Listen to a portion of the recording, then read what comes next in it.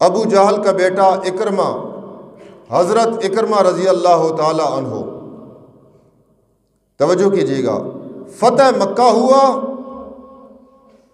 کچھ لوگ پکڑے گئے، کچھ مارے گئے، اور جو زیادہ تیز تراز تھے وہ بھاگ گئے۔ واقعہ آپ نے سنا ہوگا، صرف اشارہ کر رہا ہوں۔ وہ بھاگے نا، اکرمہ ابو جہل کا بیٹا بھی ان بھاگنے والوں میں شامل ہے۔ دریائی سفر تھا، کشتی میں بیٹھے اور لوگ بھی ہیں، اچانک ایسے ہوا کہ کشتی ہچکولے کھانے لگی، لہریں کشتی کے مخالف چلنے لگیں۔ کشتی کا ملاح کہنے لگا حالات ٹھیک نہیں ہیں، ہوائیں مخالف چل رہی ہیں، اپنے اپنے دل کے اندر اپنے آپ کے ساتھ اللہ تعالیٰ سے کنیکشن ملاؤ اور اللہ سے باتیں کرو۔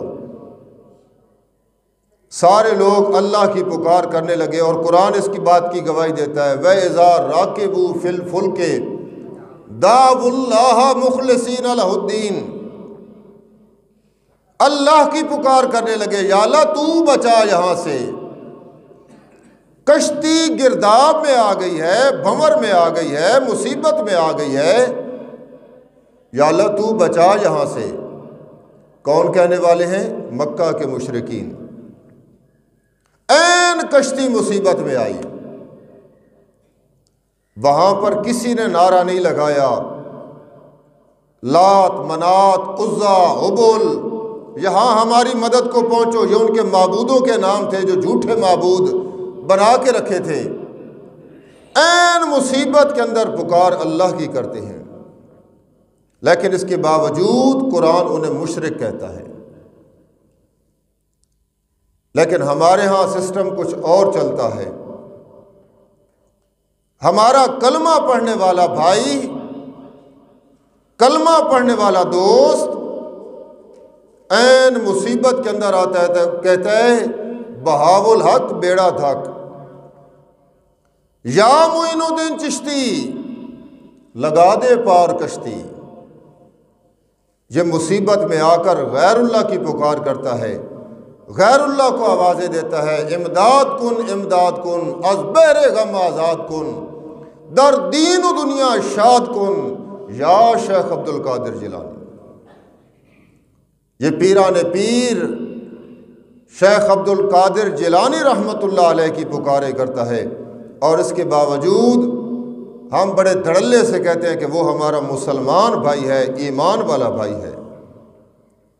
کس بات کا ایمان ہے آپ بتائیں؟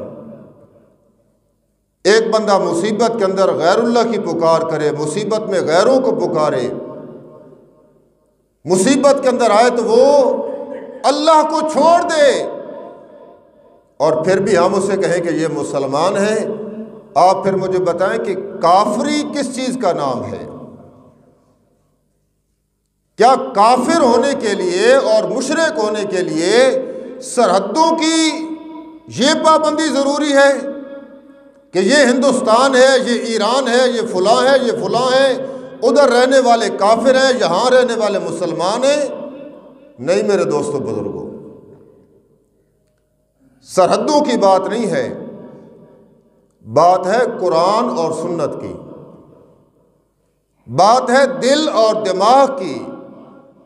جس کا دل اور دماغ قرآنی آیات کے مطابق چلے گا وہ بندہ مسلمان ہوگا، چاہے وہ وائٹ ہاؤس کے اندر کیوں نہ رہتا ہو۔ اور جس کا دل اور دماغ